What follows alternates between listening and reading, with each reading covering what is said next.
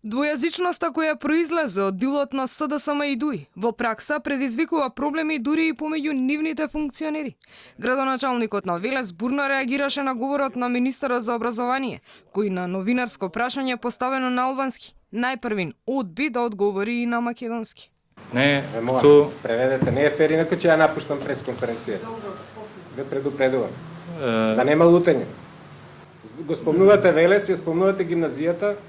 Не знам што прашувате, не знам што одговара министерот, не е во ред. Не го кршете грубо законот, ве молам. Не, новинарите имаат право на било кој јазик да ни се обратат. Треба вие од вашите служби да преведете. Јас ќе им одговорам на јазикот на кој што поставуваат прашања, за вашите потреби можам да ви го преведам мојот одговор. Сигуриш се не џита чештјата целиот јант хаапора. Покрај градоначалникот и новинарите македонци инсистираа да дознаат што всушност се случува на пресконференцијата. Беа поставени на албански и одговорени зашто е речиси повеќе од половина ни интересира овој мој знаеме што се за било ни интересира. Да.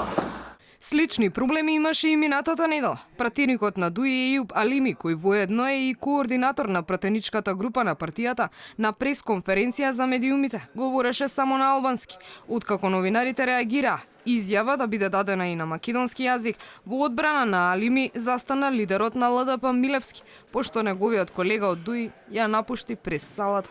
Нема да говорите на македонски?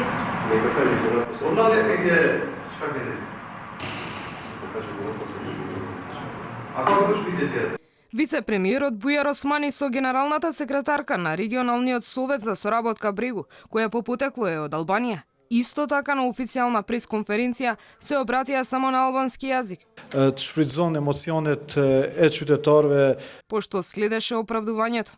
Требало да има превод на македонски, ама преведувачот задоцнил. Преведувачот само што дојде и фактички пропуштивме можност да го преведеме.